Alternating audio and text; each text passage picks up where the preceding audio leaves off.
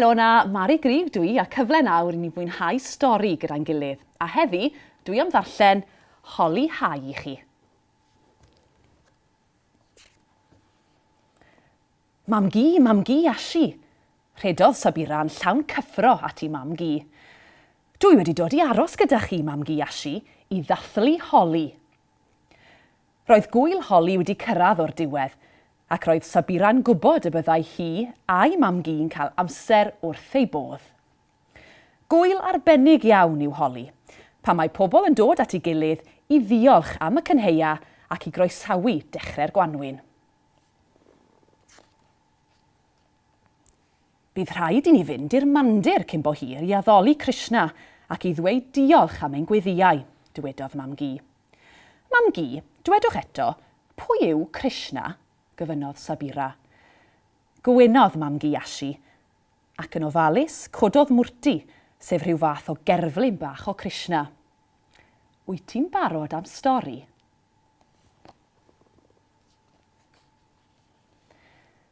Amser maith yn ôl, roedd bachgen bach o'r enw Krishna yn byw yn India.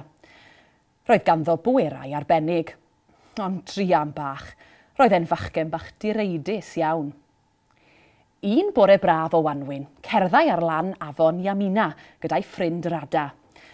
Roedd hi'n ferch ifanc dal, ac roedd ganddi wallt tywyll fel sidan. Roedd Krishna a Rada'n hoffi chwarae gemau a dawnsio. Weithiau, byddai Rada'n canu, a Krishna'n cyfeilio ar ei ffliwt. Roedd y miwsig mor swynol, nes byddai llawer o bobl yn gadael eu tai ac yn dod I wrando arnyn nhw. Ar ôl i'r merched a'r bechgyn orffen dawnsio, diflannodd Krishna, a phan ddaeth yn ôl roedd e'n dal potiau o bowdwr lliw. Dechreuodd daflu'r powdwr dros ben Rada. Yna, dechreuodd Rada daflu'r lliwiau yn ôl dros Krishna. Cyn bo hir, roedd pawb yn bowdwr lliwgar o'i coryn i'w sawdl.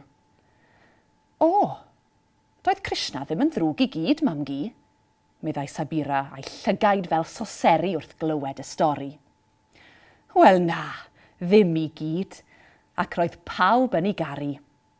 Cofia, mae Krishna'n dduw cariad sy'n helpu pobl ac mae eisiau I bawb fod yn hapus.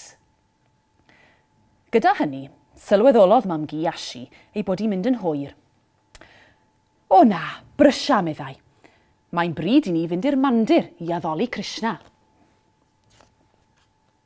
Wedi cyrraedd y mandir, roedd rhaid i'r ddwy dynnu ei hesgidiau a golchi ei dwylo a'i traed yn lan. Roedd y mandir wedi ei ddurno'n lliwgar, ac roedd y lle'n llawn pobl yn taro drymiau a symbalau.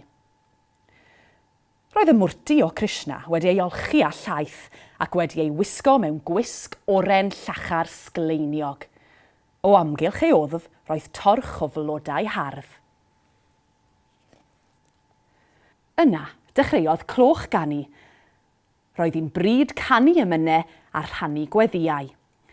Cafodd lamp arbennig a 5 golau arni ei chwifio o flaen y mwrti. Ar hambwrdd arian sgleiniog, roedd canwyllau bach yn gwenu, ac roedd pawb yn tynnu ei dwylo dros y golau. Yna, roedden nhw'n rhoi ei dwylo ar ei llyged I ddangos bod Duw yn garedig ac I ddangos ei cariad at Krishna. Cyn gadael y mandir, cawson nhw ffrwythau blasus a melysion i'w bwyta. Y noson honno, aeth Sabira gyda'i mam gi I ganol y pentre I ganu a dawnsio o gylch coelgerth fawr. Toedd dim diwedd ar ddathlu'r holi. Wrth i'r drymiau lenwi'r nos a'i sŵn, aeth pawb ati I daflu melysion, popcorn a reis i'r tân. Dyna drieni bod rhaid mynd adre i'r gwely. Fore trannoeth, dywedodd mam gi wrth Sabira am wisgo ei hen ddillad. Ydyn ni'n mynd I daflu powdwr lliw dros bawb, fel Krishna a Rada, holodd Sabira. Ydyn, Sabira. Roedd Krishna'n meddwl y byddai hyn yn ein helpu ni I gofio am liwiau'r fflamau yn y goelcerth a dŵr yr afonydd yn y Gwanwyn. Dyna pam fod rhai'n galw holi'n ŵyl y lliwiau. Wedi cyrraedd adre a gweld ei hunain yn y drych, roedden nhw'n chwerthu'n yn uchel. Roedd gwên Sabira'n enfys i gyd. Nawr, Sabira, dywedodd mam gi Iashi. Rhaid i ti fynd i ymolchi a gwisgo dy sari newydd i ti gael bod yn barod. Bydd y teulu i gyd yma cyn bo hir i gael pryd o fwyd gyda ni. Rhedodd Sabira'n gyffroes i ymolchi a newid. Roedd hi'n gwybod yn iawn beth fyddai mam gi Iashi neu baratoi i swper. Ei hoff fwyd. Cyrri llysiau gyda reis a siabati. Gyda hynny, cyrhaeddodd mam a thad Sabira a'r teulu i gyd.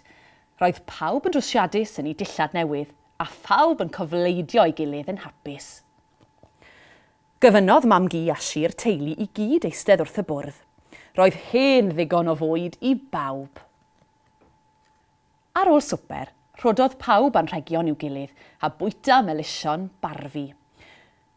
Mam Sabira oedd wedi ei gwneud, a meddyliodd Sabira'n dawel bach mae dyma'r melision gorau yn y byd. Yna canodd pawb, holi hai, holi hai. Mae holi wedi dod, nes bod y tŷ'n llawn chwerthin a chwarae. Cyn bo hir, roedd hi'n bryd i Sabira fynd i'r gwely. Roedd hi wedi cael diwrnod wrth i bodd. Cerddodd mam gi Iashi yn dawel bach at wely Sabira. Plygodd i gysanu ei thalcen a sibrwd, nos da, cariad. A'i llygad bach ar gau, sibrydodd Sabira. Nos da, mam gi Iashi. Diolch am ddiwrnod arbennig. Nos da, Krishna. Diolch i ti hefyd am bopeth.